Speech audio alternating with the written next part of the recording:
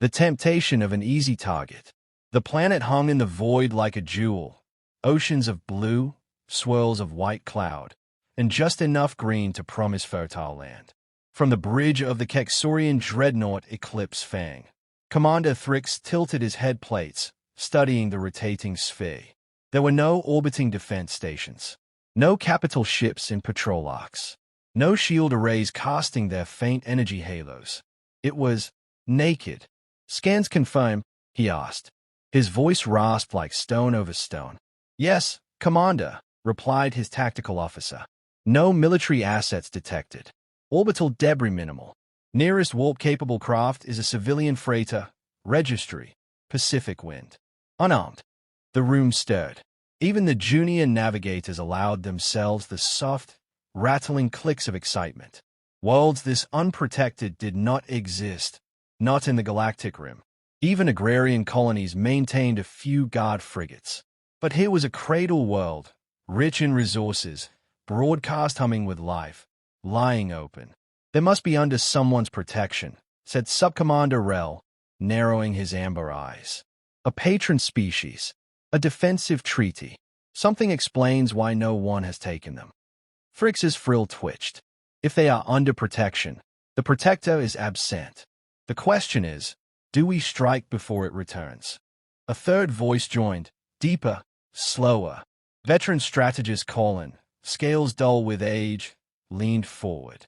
"I have seen planets like this before," he said. "In the lawn campaigns. Easy prizes that became tombs for entire fleets. Appearances deceive." Several officers exchanged glances, but the moment passed quickly. No one on the Eclipse Fang had ever lost a battle under Thrix's command. "Launch reconnaissance," Thrix ordered. Stealth drones dropped from the underbelly of the dreadnought and vanished into the dark, slipping toward Earth's gravity well. Hours passed as data streamed back. Lush continents, sprawling cities, oceans teeming with life. One detail puzzled the analysts: ground-based structures scattered across rural zones. Cylindrical silos, reinforced bunkers, massive steel doors embedded into rock faces. None connected to any known military network. Primitive storage, Rel concluded. Food silos, weather shelters, perhaps relics from past wars. Thrix considered the patterns, the odd, almost geometric distribution across the continents, then dismissed it. Irrelevant.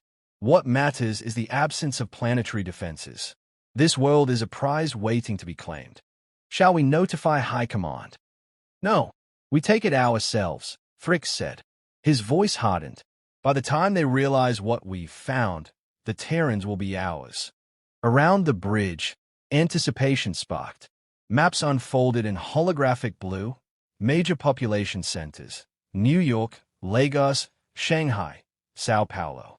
The plan was simple: drop shock troops to seize the leadership, disable communications, and announce Kexorian rule before resistance could form.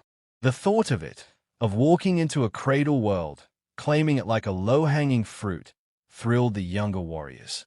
But strategist Colin's gaze remained fixed on the view screen. His voice was almost a whisper. "Why is it that this world still spins in peace, when any pirate band could have taken it 100 times over?" No one answered. Later, alone in his command chamber, Thrix studied the live feed of Earth's surface. Even from this height, it radiated a deceptive serenity. Rivers carved silver threads through green plains. Cities glimmered like constellations inverted onto the ground. Yet, there was something in the people's movements. The drones had captured brief images of humans going about their lives, market stalls bustling, children playing, fishermen hauling nets. But in their posture was no trace of fear, not the dull apathy of oppressed worlds, nor the nervousness of those awaiting an inevitable attack. They moved as though danger were not merely absent, but irrelevant.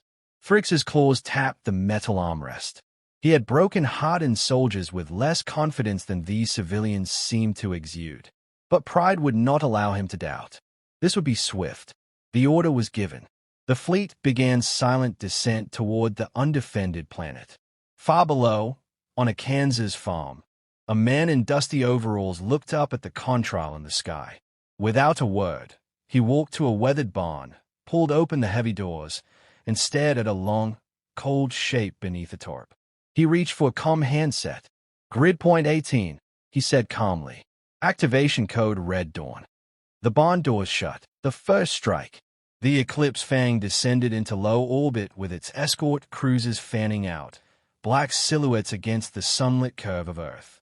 From the command deck, Thrix watched the attack plan unfold in holographic detail. Dropships fanning toward key cities, suppression drones sweeping ahead to disable what little air defense the humans might possess. "This will be over in hours," Rel said confidently. "Minutes," Thrix corrected. The first wave screamed into atmosphere, contrails burning across the morning skies of New York, Shanghai, and Lagos. They were met not with scrambling fighters or surface-to-air batteries, but with stillness. Civilians turned their heads upward, shielding their eyes from the glare. No one ran. Some even raised devices, primitive, lens-based recorders, as if the invasion were a public spectacle. On the ground in Kansas, the farmer from the day before stood in his barn. Around him, neighbors had gathered. Steel cases were dragged from beneath false floorboards. Heavy cylindrical objects, as long as a man and painted in faded camouflage, were mounted onto tractor frames. No one wore uniforms. No insignias marked rank. But every movement was practiced, efficient. "Grid's awake," a woman reported into her handset. "Linking to local net now." In New York, the first Kexorian troop carrier hovered above Central Park. Tactical scans still read 0 defense installations. The dropship doors opened, disgorging armored soldiers in black and crimson plating. The air shimmered. A beam of white-blue plasma erupted from the ground, punching through the dropship's belly. It didn't explode. It disintegrated, scattering molten fragments that never reached the grass below.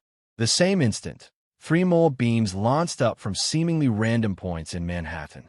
2 additional carriers were sliced apart before their troops touched the ground. On the Eclipse Fang, alarm screamed. "Where did that come from?" Rel barked. "Unknown," the sensor officer shouted. "No power buildup, no surface signature before firing. They just appeared." In Lagos, a fishing harbor erupted in activity. Wooden boats rocked as heavy crates were hauled onto the piers. The lids fell away to reveal sleek missile tubes, seawater still dripping from their sides. A dozen rockets leapt skyward, their trails twisting like hunting snakes. Everyone found a target in the Kexorian escort ships. In seconds, the fleet's outer screen was gone. In Shanghai, the attackers landed, only to find the streets empty. Not deserted in panic, but cleared.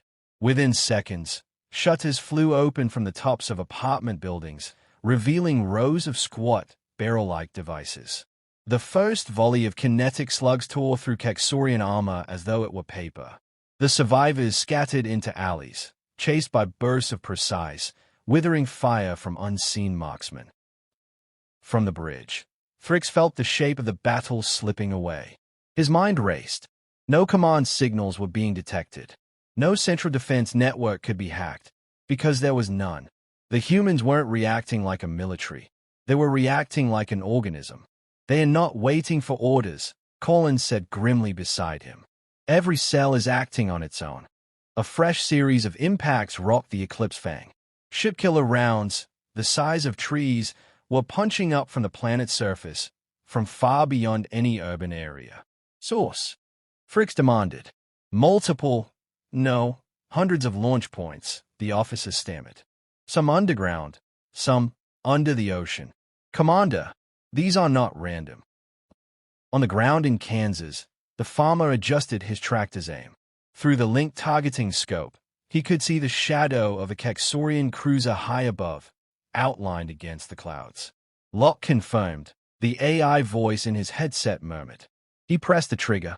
From the old silo, a missile streaked upward faster than sound, vanishing into the glare, until, a heartbeat later, the cruiser in orbit flared into a boiling sphere of white light.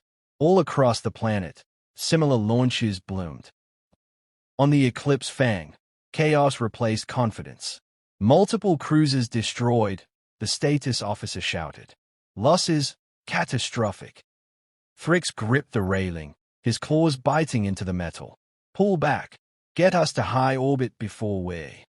A blinding lance of energy ripped past the viewport, close enough to sear the hull plating.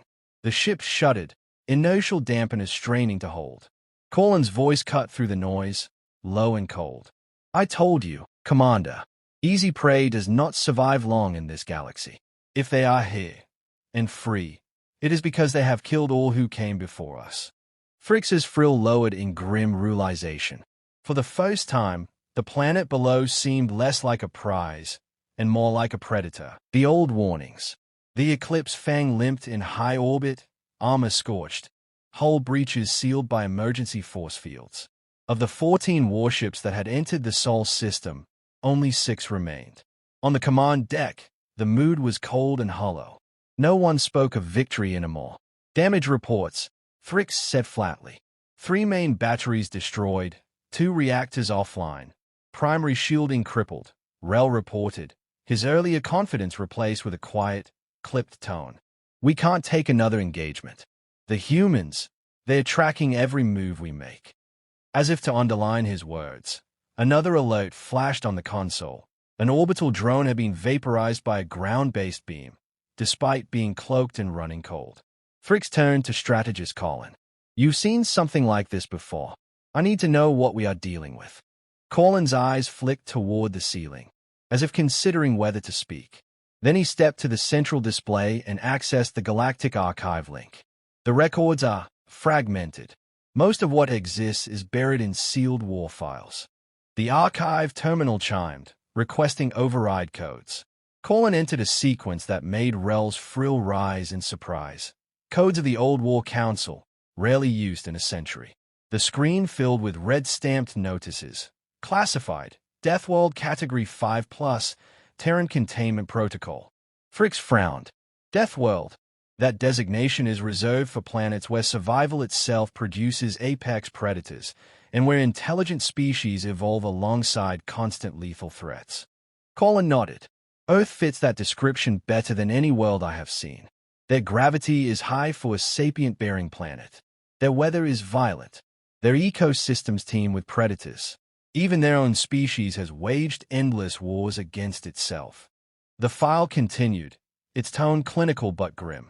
Incident report, Centauri Hegemony Assault, Year 311-4.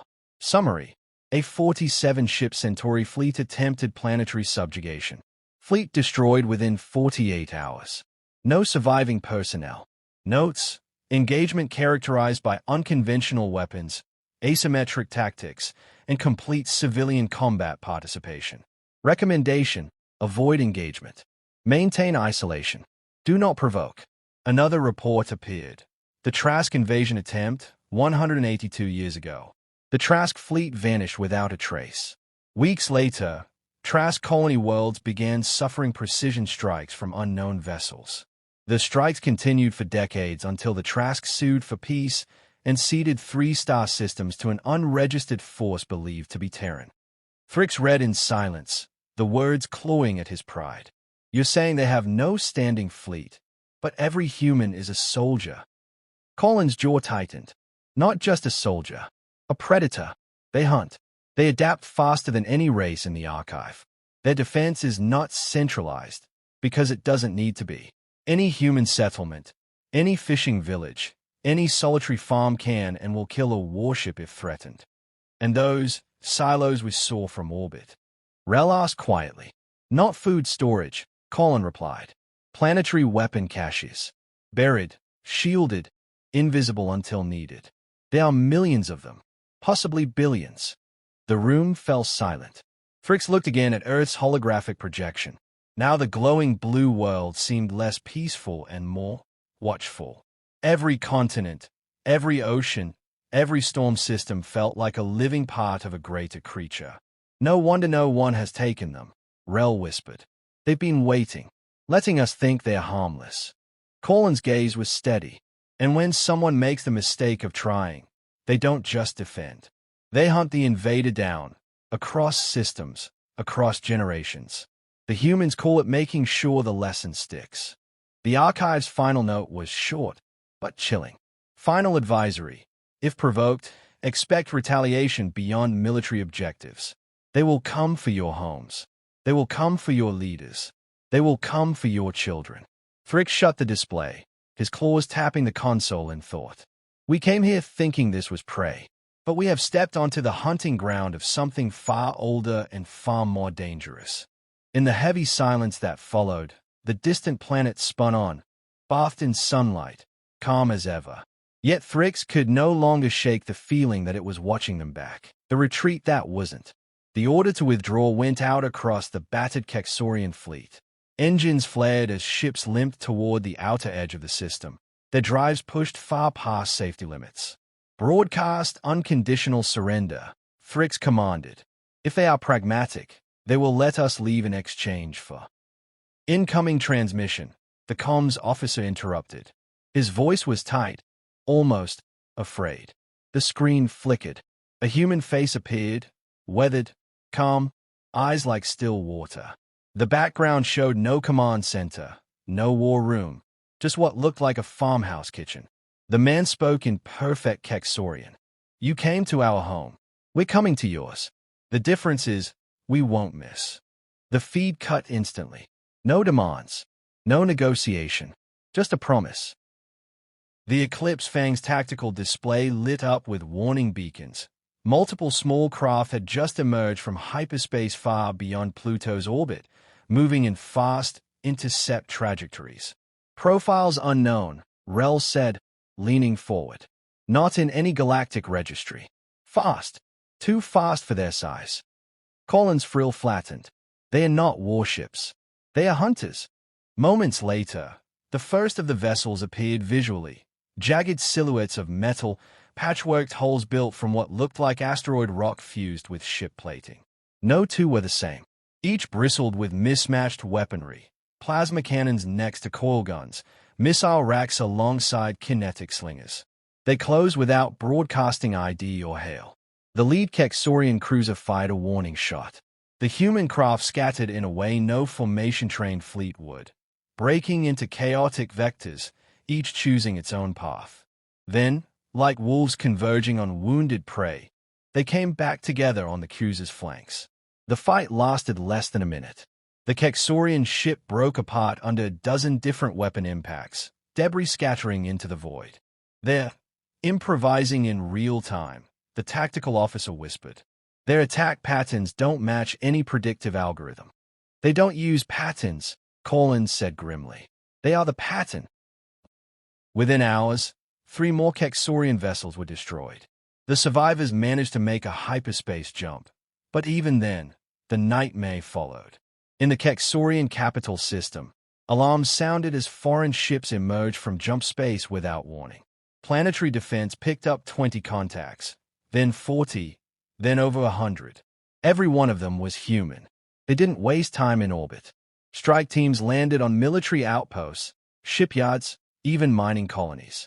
They ignored civilian population centers, for now, but every facility connected to the Kexorian war machine went up in flames. On the Eclipse Fang, still en route to the homeworld, Thrix received a secure channel from High Command. The image of the Supreme War Chancellor filled the screen, his scaled brow furrowed. "What have you brought upon us, Thrix?" the Chancellor hissed. "These humans bypassed our outer defenses as if they weren't there. They are striking from within our own asteroid belts." Thrix's throat tightened. "I underestimated them. We all did." The Chancellor's expression darkened further. "No, you mistook a predator for prey. And now we must learn whether predators accept apologies." The human offensive was surgical. No grand fleet battles. No drawn-out sieges. They hit where it hurt, vanished before counterfire, and returned somewhere else hours later. Each strike was accompanied by a short, recorded message in the local language of the target. Lesson 1. Lesson 2. Lesson 3. By the time Lesson 10 arrived, the Kexorian Empire had lost 30% of its fleet assets and nearly half its shipbuilding capacity. In a rare moment of privacy, Thrix stood at the viewport of the Eclipse Fang, looking at his home star. It should have been a comforting sight. Instead, It felt fragile, exposed. Colin joined him silently. They won't stop, Thrix said quietly. No, Colin agreed. Not until they are sure the lesson has sunk deep enough to be remembered for 1,000 years. Thrix exhaled slowly, his frills sagging. And if we surrender completely? Colin's gaze stayed fixed on the light of their sun. Then they might let our children grow up in peace. Or they might decide that's too great a risk. Weeks later, the raids ceased as suddenly as they began. No treaty was signed. No conditions were announced. The humans simply vanished from Kexorian space. But their absence was not comforting, because every Kexorian who had faced them knew the truth. The humans hadn't left. They were simply watching from the dark, waiting for the next mistake. Far away, in a quiet farmhouse on Earth, the same weathered man from the first transmission sat at a table, sipping coffee. A voice crackled over his earpiece. Target system secured. No further hostiles. Returning home. He nodded once. Good. Let the galaxy remember, Earth was never undefended. Outside his window, the sky was calm and blue. But above it, in the cold silence between the stars, every predator in the galaxy now gave the same small blue world a wide berth.